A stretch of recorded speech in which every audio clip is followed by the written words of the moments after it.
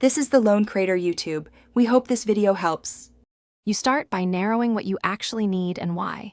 Public domain and Creative Commons 0 remove copyright barriers, while royalty-free gives usage clarity. Once decided, pick file specs: 48K HZWAV for best fidelity, 24-bit if you plan heavy processing. Make sure you have an editor and a clean folder system.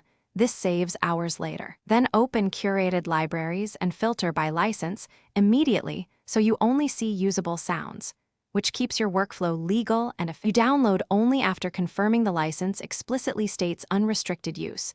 Read the short summary and then save the full license text locally.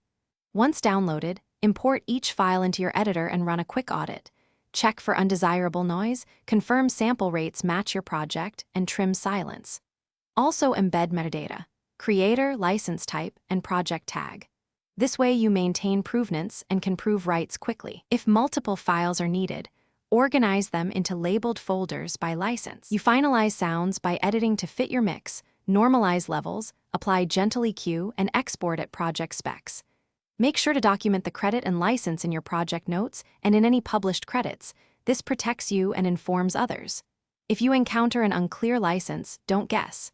Either replace the sound with a clearly licensed file or get written permission from the creator.